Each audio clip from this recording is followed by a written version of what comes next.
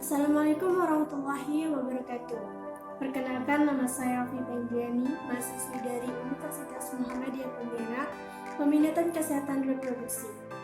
Baiklah, di sini saya akan menyampaikan materi yang bertema tentang kehamilan pada remaja. Mengapa saya membahas tentang ini? Karena telah kita ketahui di era zaman sekarang ini masih saja banyak remaja-remaja yang melakukan seks pranikah dan melakukan pernikahan muda. Hal ini pasti akan menyebabkan kehamilan pada remaja, dan telah kita ketahui banyak sekali resiko atau dampak-dampak yang akan terjadi. Oleh sebab itu, di sini khususnya saya akan membahas tentang apa saja dampak dari kehamilan pada remaja. Baiklah, sekarang saya sudah bersama audiens saya yang pastinya remaja. Boleh diperkenalkan dirinya, Mbak? Nama saya Vina, umur 16 tahun, kelas 11. Langsung saja, kehamilan tidak diinginkan adalah suatu kehamilan yang terjadi dikarenakan suatu sebab sehingga keberadaannya tidak diinginkan oleh salah satu atau kedua calon orang tua bayi tersebut. Jadi itu kehamilan yang tidak diinginkan adalah yang terjadi kayak apa ya, kayak sekarang kan pacaran, tiba-tiba kebablasan, terus kan hamil. Nah, itu adalah salah satu kejadian kehamilan yang tidak diinginkan.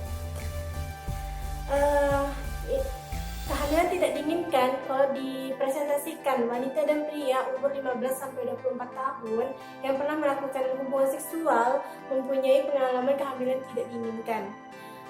Wanita di perkotaan ada 9% dan pedesaan 16%, dan di Indonesia ada 12%. Sedangkan pria di perkotaan ada 7%, pedesaan 8%, dan di Indonesia ada 7%. Faktor yang mempengaruhi kehamilan tidak diinginkan pada remaja salah satunya yaitu pengetahuan mengenai kesehatan reproduksi. Minimnya pengetahuan terhadap kesehatan reproduksi itu menyebabkan kehamilan yang tidak diinginkan oleh remaja. Selanjutnya ada tindakan perkosaan atau kekerasan seksual. Ini sering terjadi terutama di desa saya ini.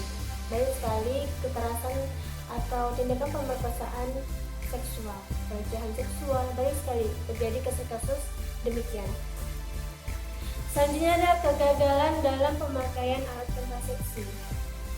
Pemakaian alat kontrasepsi ini dikarenakan pemakaian sendiri, tidak berkonsultasi dengan tenaga kesehatan, itu yang menyebabkan kegagalan kontrasepsi itu terjadi, salah satu faktornya. Selanjutnya adalah perkembangan teknologi media dan komunikasi.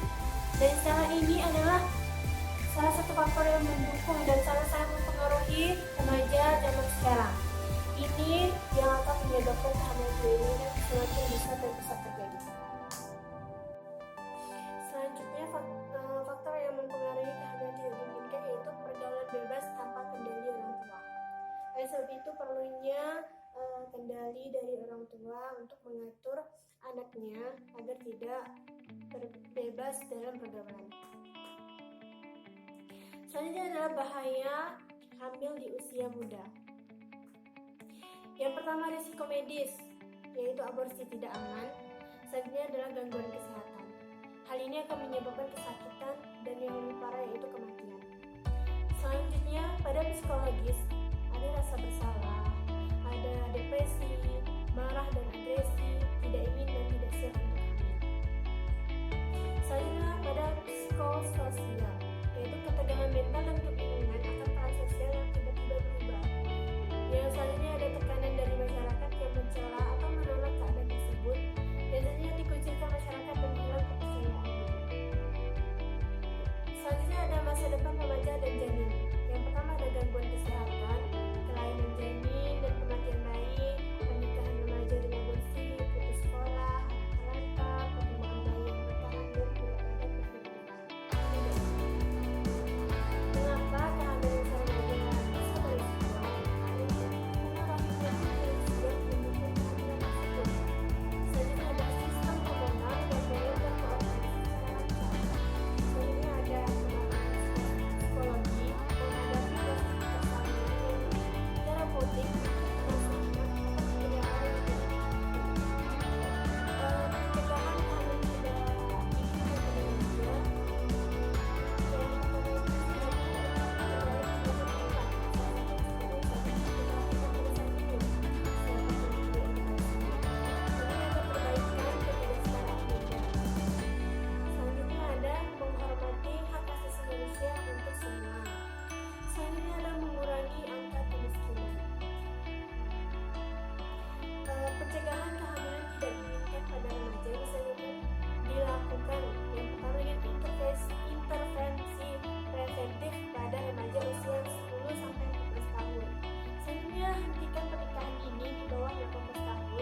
pencegahan terhadap kekerasan dan pemaksaan seksual, menjaga perempuan dalam kondisi sehat optimal.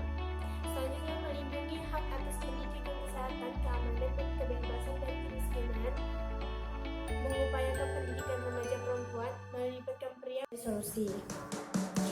Selanjutnya ada pendidikan seksual dan akses pelayanan kesehatan yang ramah pada remaja, serta adanya konselor sebaya bagi remaja, pembangunan yang baik. Sekian dari penjelasan tentang kehamilan yang tidak diinginkan atau kehamilan pada remaja. Jika ada yang masih bingung, masih ada ingin ditanyakan, saya akan bertanya. Boleh?